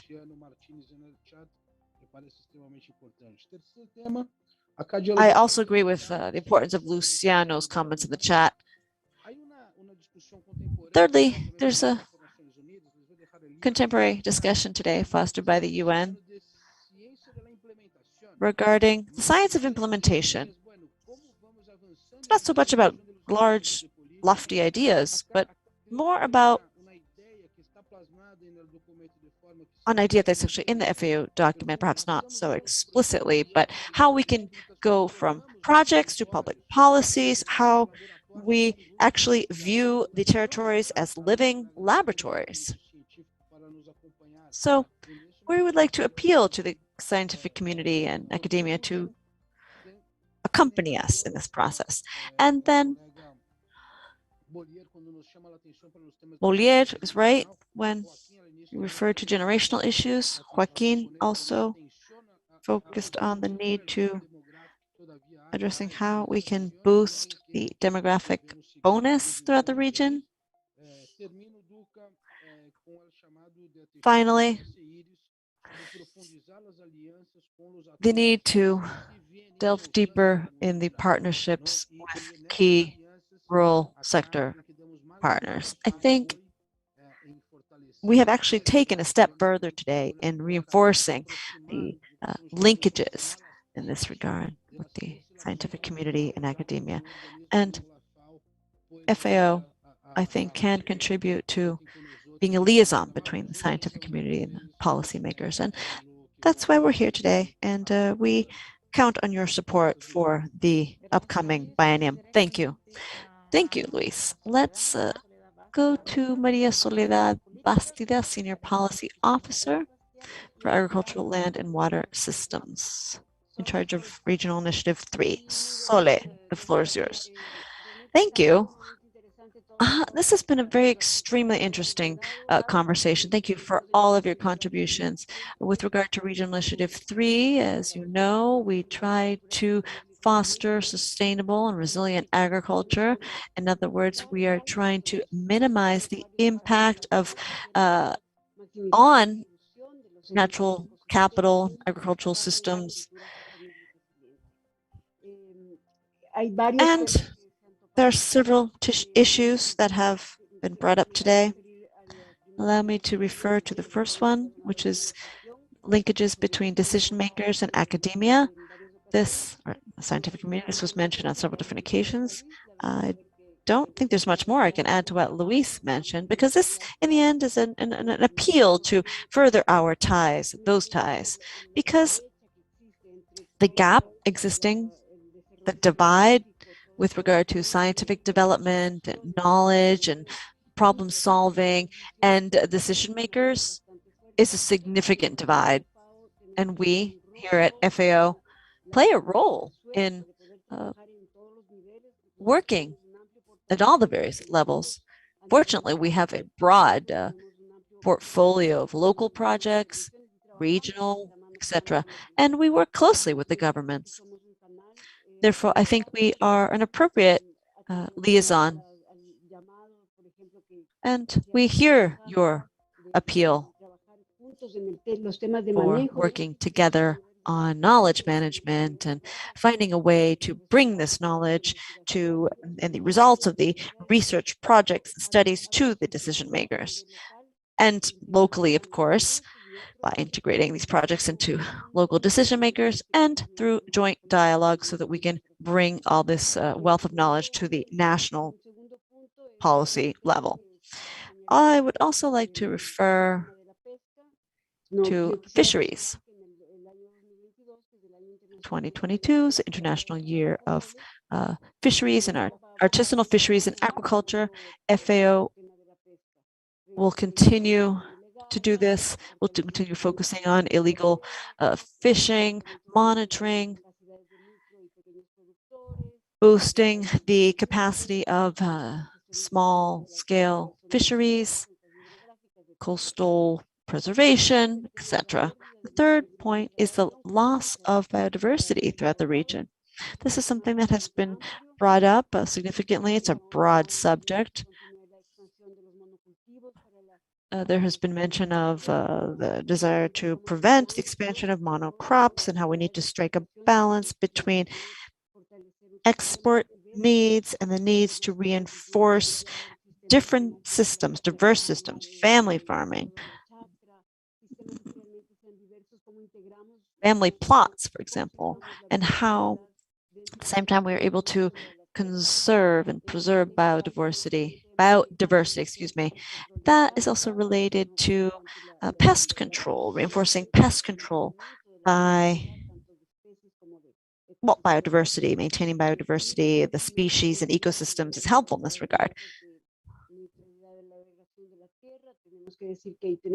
We also have a broad portfolio of 20 projects in the region for carbon neutrality, helping the countries to meet anti-degradation or meet degradation targets, soil degradation, soil restoration, soil ecosystem restoration targets, and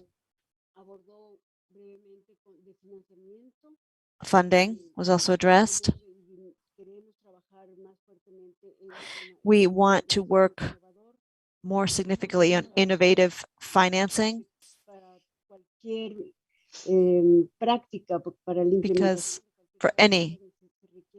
in order to implement any practice, you require financing and incentives. So it's not just financing, but incentives, mechanisms to do that. And that's we would like to expand our efforts in that regard, provide support for climate change, earth-related, water-related financing mechanisms and incentives. So thank you very much for all of your comments. Thank you, Sole. Okay, we have come to the end of our dialogue. I think we have 1 minute left. We may go slightly over. Julio has some final remarks. Julio.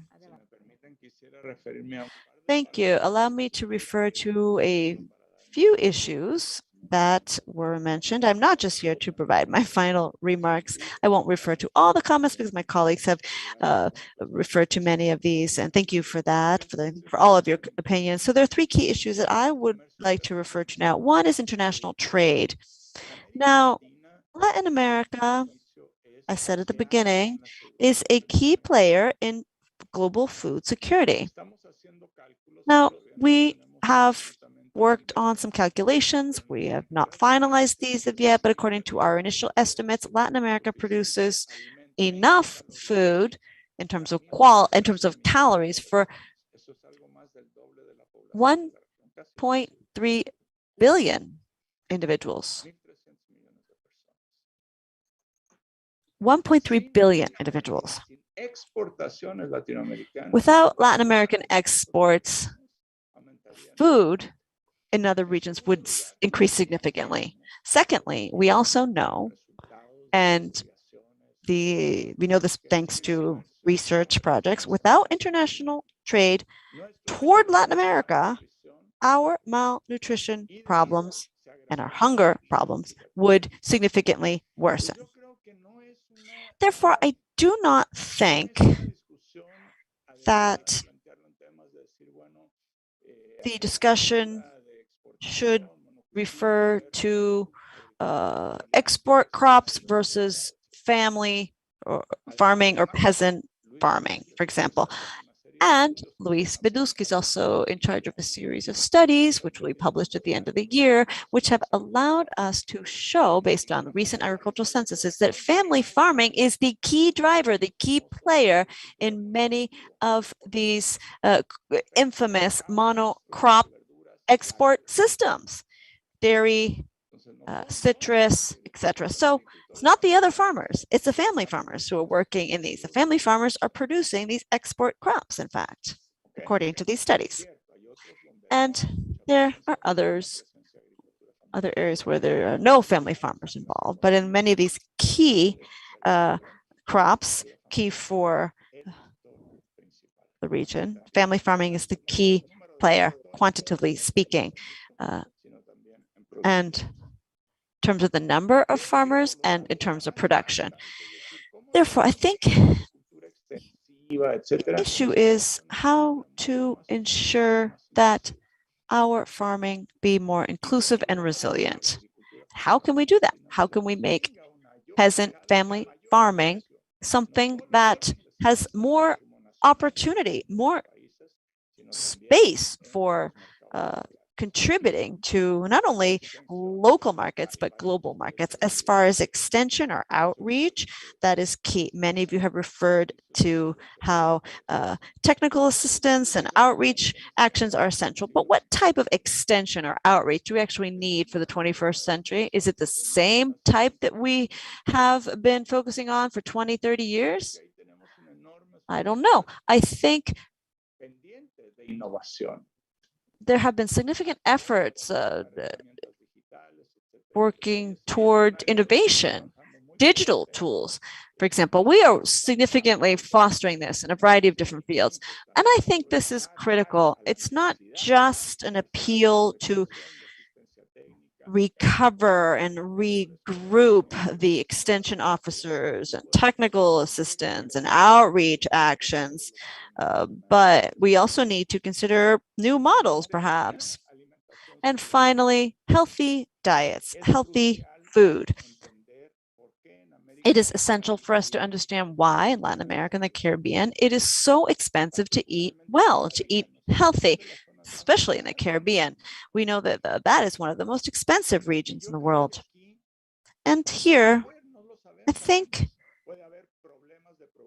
there may be primary production problems. We don't know. At the farm level, I'm referring to fruit, produce, shellfish, fish. I live in Chile, and Chile has a wealth of fish and shellfish production, but they're really expensive despite the kilometers of coastline. So what can we do to bring down the cost of these types of food? Because many people in our region, because of economic access, will not be able to eat healthily, despite the fact that we are a key producer of produce and fruit, shellfish, sea fish. So it's not just about what's going on at the farm, but it's about trade, digital trade. We know that digital trade will be an opportunity for cooperatives and organizations. Will digital trade be an opportunity or barrier for peasant family farming cooperatives? Anyhow, you are key players in helping us to answer many of these questions. So thank you enormously for your comments, remarks. Thank you to those of you who have expressed them with the spoken word and the written word. And we are pleased to see that the sector will be well represented at the conference, and we are looking forward to your delegation. And this is open to those who are willing to participate. It's not just about a report, but rather the participation will be part of the conference's official report. So thank you. And I think Duca has a message with regard to the next steps. Thank you, Julio. I'd like to thank all our colleagues from FAO who were here with us. I can tell you that I will go on now during the session. If you'd like to join us for this next segment, you're welcome.